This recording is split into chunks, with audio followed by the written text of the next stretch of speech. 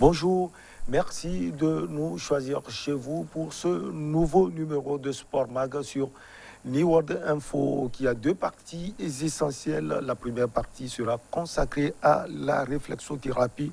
Quelle utilité? Nos invités sont déjà en plateau. Il s'agit de M. Ibrahim Abbé Kenny. Il est le président de l'association ART, Association des réflexothérapeutes du Togo.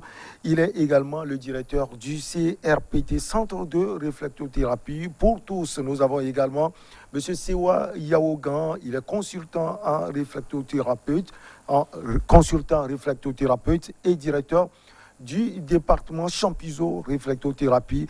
Merci. Et la deuxième partie, nous aurons le football européen, surtout la Ligue européenne des champions et les matchs joués dans les poules G, H, E et F avec les journalistes Amer Prince Ouaba de la rédaction sport de New World TV et M. César Ati. Alors, la première question, qu'est-ce que la réflexologie? On va d'abord présenter nos chers invités. Monsieur Sewa Yaougan, bonjour, vous allez bien? Oui, bonjour Michel. Merci pour l'invitation. Nous sommes ravis d'être avec vous ce matin. Et bonjour, chers auditeurs. Allez, c'est un plaisir également pour nous de vous avoir sur ce plateau. Monsieur Ibrahim Abbé Kenny, bonjour, vous allez bien? Bonjour, comment ça va? C'est vous le président? Oui, c'est moi le président de ART. C'est vous qui pilotez tout? Oui. Allez, qu'est-ce que la réflexologie, monsieur Yaougan?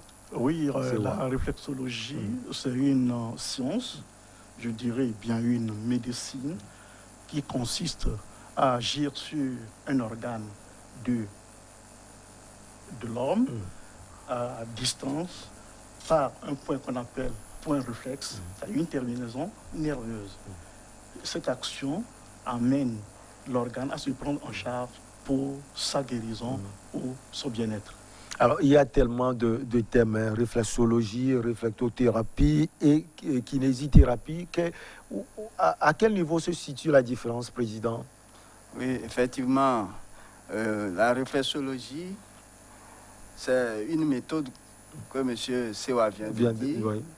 Que c'est une méthode pour pouvoir appuyer sur un point réflexe qui a son représentation au niveau des pieds, par exemple qu'on appelle réflexologie plantaire, au niveau des mains, que nous appelons réflexologie palmaire, au niveau du visage, que nous appelons réflexologie faciale, au niveau de la tête même, que nous appelons réflexologie crânienne, au niveau du dos, que nous appelons réflexologie dorsale. Donc il y en a différents. Il y en a beaucoup. Oui. Donc maintenant, la différence entre la réflexologie et la réflexothérapie, c'est que la réflexothérapie combine... Ce sont les images qu'on est en train de voir. Hein. Oui, elles sont parfaites. combine la réflexologie et la phytothérapie pour aller loin, plus d'autres outils que nous utilisons pour aller à bout de toute pathologie. Donc maintenant, la réflexo et la kinésithérapeute, eux, ils ont comme pour mémoire, pour miroir, les muscles. Ils agissent sur les muscles et les os.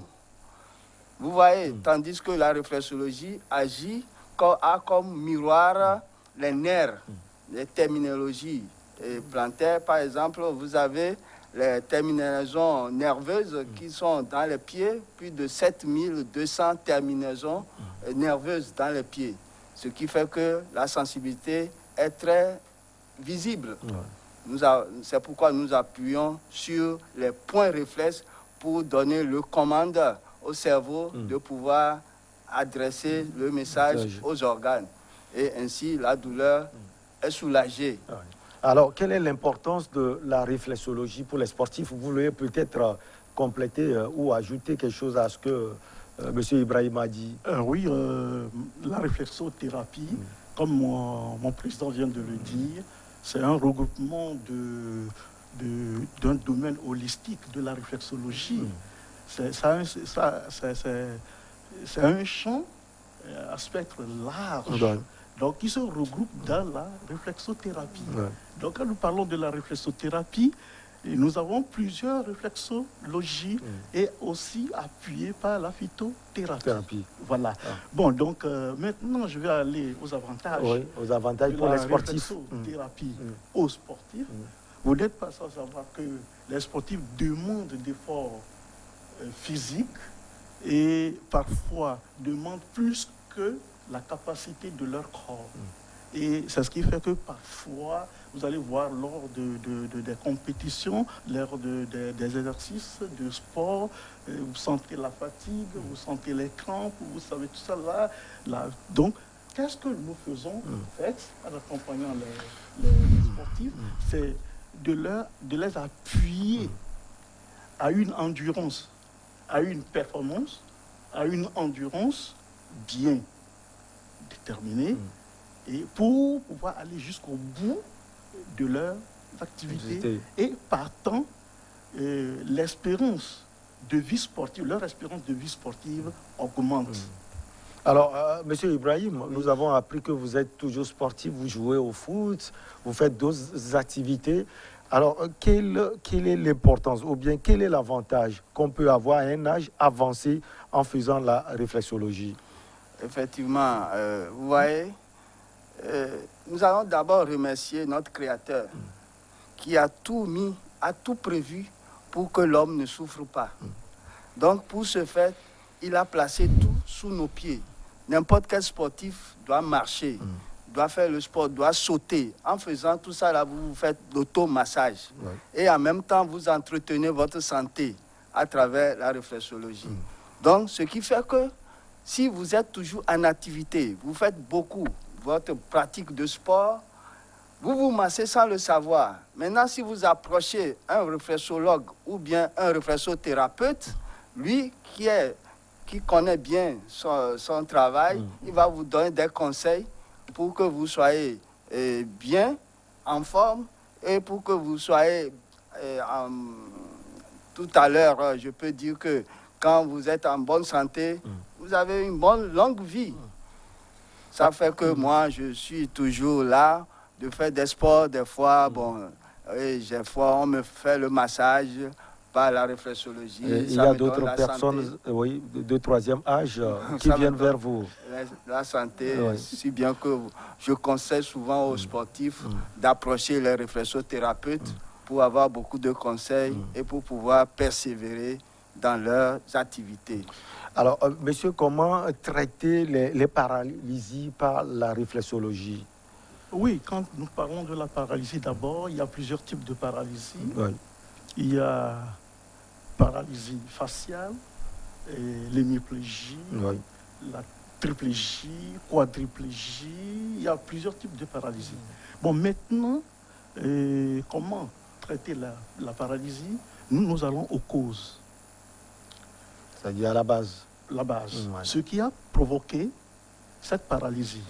Et la paralysie a plusieurs causes. D'abord, l'hypertension artérielle qui est due au malbouffe. Il y a l'hypertension qui est due au stress. Je suis en train de citer les différents types d'hypertension qui peuvent amener à la paralysie. Il y a l'hypertension due aux deux, c'est-à-dire malbouffe et les stress. Bon, maintenant, ces causes peuvent conduire à l'AVC, accident vasculaire cérébral. Bien différent de accident cardiovasculaire, parce que parfois nous confondons les deux. Alors, quand quelqu'un souffre de l'AVC, ça dépend du degré du mal qui peut arriver à l'hémiplégie ou bien à la triplégie ou quadriplégie ou avec paralysie faciale qui affecte les yeux, le goût, la déformation de la bouche, tout ça là. Bon, maintenant, pour guérir, venir à bout de ce mal, qu'est-ce que nous faisons? Nous attaquons les causes. Or, quelqu'un qui a déjà atteint de paralysie et perd la capacité de mobilité. Alors, qu'est-ce que nous allons? Nous allons au centre d'énergie du corps de ce dernier. Nous augmentons son immunité et nous interpellons les organes en question de se prendre en charge. À partir de ce test-là, vous allez voir d'amélioration en amélioration, ce dernier va retrouver sa mobilité et il y a aussi des techniques pour masser, pour amener le langage, pour redresser le visage et c'est toute une science qui se retrouve là-bas pour la guérison. Donc la réflexothérapie attaque aux causes et non aux effets. On reste avec vous sur qui peut-on exercer la réflexologie, précisément. Oui, la réflexologie, au fait, peut s'exercer sur toute personne. On n'attend pas d'abord tomber malade pour aller au réflexologue. Parce que la réflexologie ou bien la réflexothérapie joue le rôle préventif, le rôle curatif et le maintien. Parce que quelqu'un qui se fait soigner d'un mal et qui se rétablit, il faut l'accompagner pour le maintien de sa santé-là. Ouais. Alors, vous avez des témoignages de patients, M. Ibrahim? Oh, il y a beaucoup de témoignages, beaucoup de témoignages qu'on ne peut pas... Ça veut dire que le travail est excellent. Vraiment, à votre si niveau. on veut citer les témoignages, on ne va pas quitter ici. Ouais. Mais quand même, je peux vous dire que, comme le mot l'indique, réflexothérapie, donc c'est les réflexes. Pour ajouter à ce que M. Sia vient d'expliquer, c'est les réflexes. Nous appuyons sur les points réflexes. Et vous voyez que le membre qui ne fonctionne pas va fonctionner. Et c'est en ce moment-là, vous êtes sûr d'aller au bout de votre travail. Et il va commencer par marcher, faire les actions et autres, ce qu'il ne faisait pas. En fait, nous ne sommes pas des docteurs. Nous ne sommes pas des docteurs. J'allais poser cette question. Quelle est la différence entre vous et les docteurs? Justement. Parce que tout à l'heure, en entendant M. Sewa Yaougan, il a fait sortir des thèmes. Nous ne sommes pas des docteurs. Donc seulement, nous aidons l'organisme à faire son travail. Nous aidons l'organisme à faire son travail. Tandis que le docteur, lui, il sait quel médicament prescrire pour soigner ce symptôme-là. Alors que le réflexologue ou bien le réflexothérapeute, lui, sait quel point réflexe, zone réflexe appuyée pour que ce symptôme-là diminue de douleur. Donc, à partir des points réflexes, vous stimulez, quand vous stimulez ce point réflexe-là, vous allez voir que vous déclenchez un système d'auto-guérison. Quand vous déclenchez un système d'auto-guérison, et c'est là où nous disons que l'organisme même se prend en charge, il sait quoi faire. Et il va réparer et ça devient normal. Allez, vous travaillez sous le couvert de votre association ou personnellement? C'est pas comment vous agissez? Nous travaillons sous le couvert de mon centre, qui est le centre de réflexothérapie pour tous, qui se trouve à Goué-Zongo, derrière Fopadesque. Vous voyez? Donc chacun est positionné dans son coin. Vous voyez? Et il travaille et il essaie de faire partager l'information au niveau autour de lui pour que la population puisse connaître cette science-là. C'est une médecine traditionnelle de millénaires. Et nous remercions toujours notre Créateur parce qu'il a tout prévu et il a tout mis sous nos pieds. On a encore 3 minutes, mais je vous promets, avec l'accord du responsable, on va revenir amplement sur cela parce que cela a des avantages. Justement, quels sont les bienfaits de la réflexologie? Les bienfaits de la réflexologie sont énormes et n'auront pas assez de temps pour les énumérer.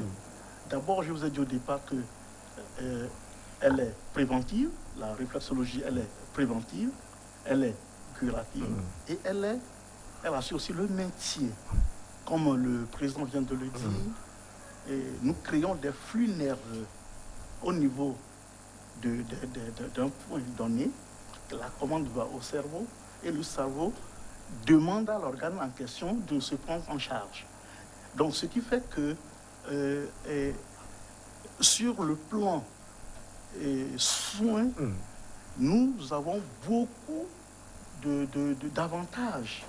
Tous les organes du corps sont intéressés par cette science. On n'épargne aucun organe. Ce qui fait que nous demandons aux gens de ne pas attendre de tomber malade avant d'aller au réflexothérapeute, parce que quoi, le réflexologue fait aussi le diagnostic à partir des pieds et vous dira de toutes les maladies dont vous souffrez et vous explique les causes de ces maladies-là. Partant de ces causes, il vous donnera les soins qu'il faut, c'est-à-dire comment vous accompagner, avec quel type de massage pour que vous puissiez recouvrer votre santé. Alors, Monsieur Ibrahim, dernier mot. Oui, justement, pour un appel aussi à nos chers amis scottiers. Pour mon dernier mot, c'est tout juste pour rappeler aux gens que cette science-là, il faut découvrir. Chacun n'a qu'à essayer. Ceux qui sont là, ils disent que, bon, est-ce que ça peut faire quelque chose? De sortir du doute, il ne faut pas douter. Car si vous doutez que vous êtes en train de faire quelque chose de bien, là, ce n'est plus bon. Il faut être sûr de ce que vous êtes en train de faire. C'est pourquoi nous disons aux gens d'essayer. Prenez la décision, essayez, voir. Vous allez voir le résultat et vous ne serez pas gêné de partager avec d'autres personnes. Et d'autres personnes aussi vont en bénéficier. Je lance un appel à tous les sportifs. Nous venons de clôturer une semaine mondiale de la réflexologie. Vous voyez, ça, tout le monde entier qui court. Ça dit qu'il faut un retour. Est-ce que vous arrivez à passer l'information? Justement, moi, je vous ai cherché avant de vous trouver. Hein. On ne vous voit pas en surface. Ce n'est pas une bonne chose pour les sportifs. C'est ça. Donc, ça vient de commencer. Et nous comptons aussi sur vous pour que l'information puisse passer et aller à d'autres personnes, à d'autres sportifs. Monsieur Yaougan, vous également, un appel aux sportifs qui sont partout. Oui, évidemment, les sportifs sont les plus nécessités dans ce domaine-là, l'accompagnement en réflexothérapie. Parce que avant les matchs, ils ont besoin d'entretien. Lors des matchs, des compétitions, ils ont besoin de nous. Et à la fin, ils ont besoin de récupérer. Est-ce que vous voyez? Donc, nous sommes dans l'obligation de les accompagner et eux aussi sont dans l'obligation de vous accompagner. Oui, voilà. Donc, c'est un plaisir pour nous vraiment de suivre, d'accompagner les sportifs et nous travaillons en collaboration avec les kinésithérapeutes, les kinésithérapeutes pour pouvoir assurer leur santé. Merci beaucoup à vous. On aura amplement le temps. Hein. Il suffira de passer par la direction commerciale après pour parler amplement de cette science. Merci. On va marquer donc la pause pour le journal et on revient après avec les journalistes sportifs Armel et Aimé Césaire.